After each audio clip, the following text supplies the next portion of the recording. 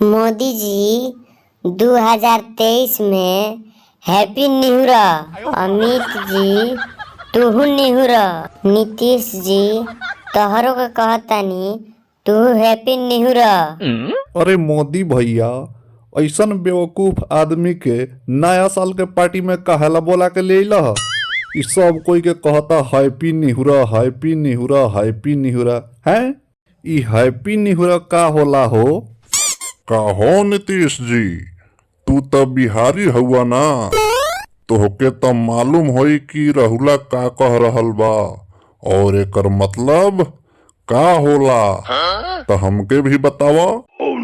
अरे हम तहनी जैसन बकलोल नहीं खी, हमरा सब समझ में आई लगी रहुला का कहता आ एकर मतलब का होला। तबे तो हमार दारू के नशा तनके देर में पूरा उतर गईल ह।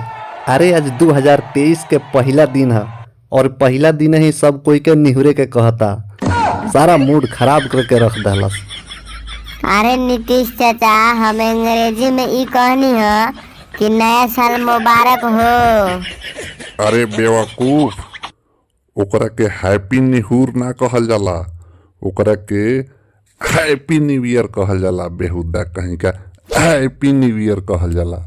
आइल समझ में? मोदी भैया, रहुला से बकचोदी छोड़ो और जल्दी से दारू के पैक बनाओ, काहे कि हमरा पेट में दारू पिएला कूदता मूस।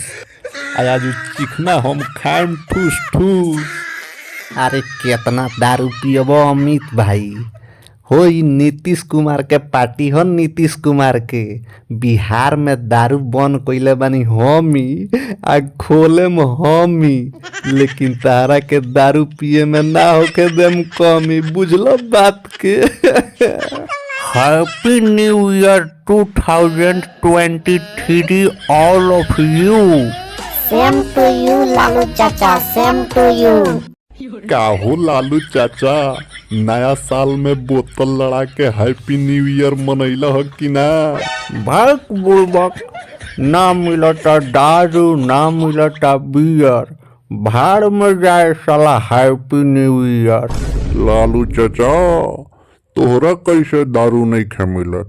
नीतीश जी तो हमनी के दारू के पार्टी देले बड़न हो। कहो नीतीश जी, बिहार में दारू बंद करके खुदे दारू के पार्टी करता रह, वो हमरा लालू चाचा से चुपचाप हो खड़ा दारू के बोतल हमनी के दे दो, ना तो अपना कुत्ता के तहरा ऊपर छोड़ दे हैं तो तहार चुतर उतर भकोस ली। का रे नीतीशवा, हम लोगों के पीने के लिए दारू नहीं मिल रहा है, तू दारू में नहा रहा है। हम अभी मीडिया के पास फोन करते हैं, रुक जाओ।